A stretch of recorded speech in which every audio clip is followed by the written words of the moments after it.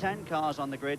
No less than 5 of them are four-wheel drives. Probably the biggest field of four-wheel drive cars we've ever seen in a single national British rallycross. In the centre, though, Rob Gibson there, number 15. That's the two-wheel drive Porsche, and that car is a very good grid position for him in these relatively dry conditions. He will try to take full advantage of that. But behind him, that, of course, is the new four-wheel drive car for Trevor Hopkins, development car from the Ford Motor Company. Just to his left there, you can see another one of the four-wheel drive cars. That, in fact, is the ceiling for four-wheel drive Porsche of John Smith. And just to his right, the new four-wheel drive Fiesta of Mike Jennings. Also on the grid, we have Johnny Welsh with his four-wheel drive car. He's at the back, and along with him, Dimmy Mavropoulos. But as the lights go green, it is Gibson making a beautiful start, and John Smith coming up into second place. And look at Mavropoulos coming right through from the back row of the grid as Trevor comes up. Trevor Hopkins making a superb start to chase up onto the first corner into Paddock Turn. There we see the further Cypress Quattro of Mavropoulos in second place, chasing Gibson down into Tumbledown for the first time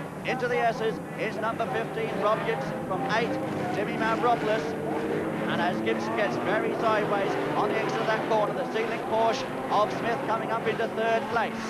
So it's Gibson, then the Quattro of Mavropoulos, with John Welsh making good ground there. John Welsh going around alongside Hopkins, but it's still Gibson the leader as they come through Langley's Gap, and along the knife edge is Rob Gibson.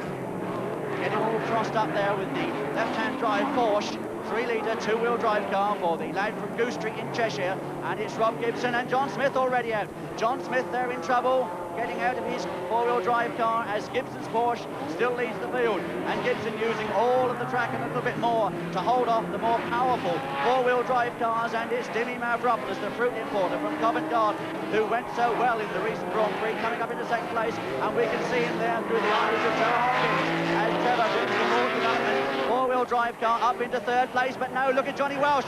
Johnny Welsh bringing the extract through into third place, and it's John Welsh up into third as Gibson still holds these four-wheel drive machines at bay as number 15, Rob Gibson, comes through the S's.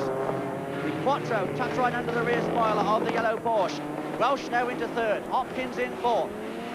And it's almost 3 abreast as they came into Druids, round Druids, and Welsh storming through on the inside. John Welsh trying to get through on the inside, and Gibson's lead now becoming under tremendous pressure as the 3 very powerful four-wheel drive turbocharged line up for their assault right behind Gibson, but it's still Gibson holding them at bay by sheer driving ability. Rob Gibson and the relatively dry conditions putting it all to very good use. But now Johnny Welsh through ahead of Mavropoulos into second place, and this is where John, the Grand Prix title holder here in Great Britain, will try to make his move as they come down the Cooper Straight into the chicane. But it's still number 15, Gibson holding the day as Hopkins comes through. Hopkins up now still in fourth place. There's the Quattro of Mavropoulos. Trevor's hands very light on the wheel, taking it very, very carefully as the flame comes from the turbo exhaust of John Welsh as he heads down Tumbledown for his old rival there, Rob Gibson. What tremendous battles these two drivers have had in British Rallycross in the past, and they are renewing it here now. Odds-on favourite has got to be John Welsh, but the dry is still helping Gibson, and Gibson's still holding them at bay as they come into Druids. Into Druids then, round the Druids hairpin. You'll notice Gibson almost hooking his tyres over the curbs, as is John Welsh through down into Langley's Gap once again, and 4 cars all line astern there. There's Trevor Hopkins. There is Rob Gibson. Welsh trying to get on the inside line, couldn't do it.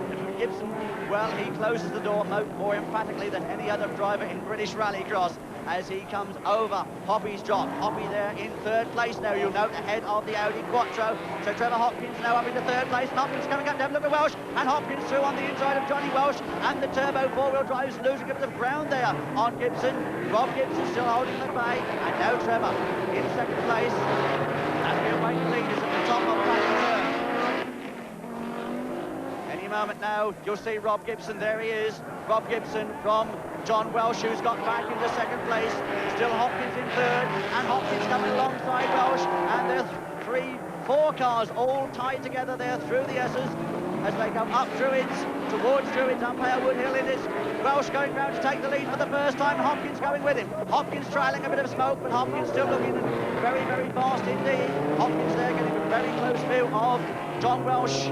John, of course, former British champion. Trevor, the reigning British champion. Between them, those 2 drivers have picked up the British Championship no less than 5 times.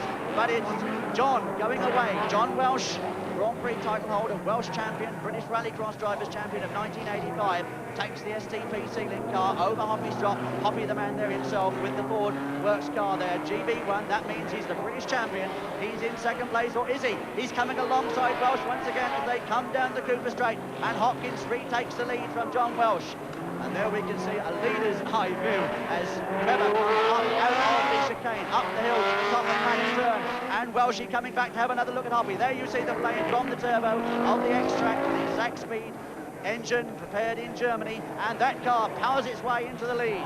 John with probably a little bit more brake horsepower at the moment than Trevor, but Trevor's car, of course, much more recently developed machine, differs from the John Welsh car. It's got a transverse mounted engine as opposed to the inline engine of the John Welsh car, and as the leaders come round Druids for the last time, there's only about a quarter of a lap now between them and the checkered flag. Gibson has gone completely from our view, but it's Johnny Welsh coming through, and John, I think, is going to take this. Yes, John takes the victory there with the X-Track turbo, just holding off a very strong challenge from Trevor Hopkins right at the very end, but John Welsh proving that his win here in the Grand Prix in December was no fluke as he comes through to take victory yet again. Rob Gibson down there, who had retired into the pits and scratching his head. I think he's a bit bemused as to what exactly is wrong, but obviously problems with the rear end of the car. So an exciting start to today's show, and we now have 5 drivers through to our final later in the programme. The first 5 home were first place John Welsh, second Trevor Hopkins, third place Dimi Mavropoulos, in 4th position Warwick Barnes, and 5th John Hay. Well, in just a moment we'll be bringing you Heat 2, but first of all let's hear from Trevor Hopkins and John Welsh. It's true to say you two are really very old rivals, aren't you? Yeah, we've both been about more than a couple of years. We've known each other virtually as Rallycross has been growing up, so we get on quite well. And you had quite a tussle today, Trevor. Yes, very good, wasn't it? Most exciting racing. Yes, very good.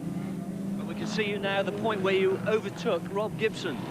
That's right. With Rob's one, you've got to be very careful overtaking, but as we qualify, we do it very carefully. I go to the outside and Trevor sneaks up the inside and nearly managed to outbrake me, but it's very, very slippery on that bend, and to get the cars to turn in, he's nearly up the inside there, which is a little bit naughty, but he didn't manage it. Well, you're both driving a 4-wheel drive turbocharged Escort. Shape of things to come, Trevor? Yes, I think 4-wheel drive has sort of dominated Rallycross on the continent, and fortunately we're getting some 4-wheel drive cars now together in England. John's had his out for 12 months and it's proved very successful. This is the sort of second meeting we've done with mine, and we're hoping for better things. Well, we're going to see a few more 4-wheel drive cars in Heat 2. Let's join Arthur Debenham.